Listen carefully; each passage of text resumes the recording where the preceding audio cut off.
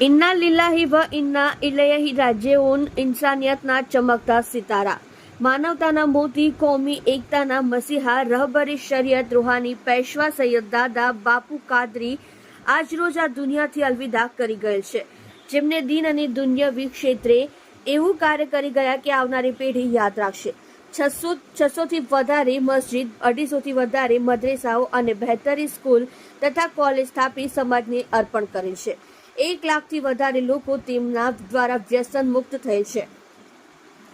સમગ્ર મુસ્લિમ સમાજને ન પુરાય તેવી ખોટ પડી છે.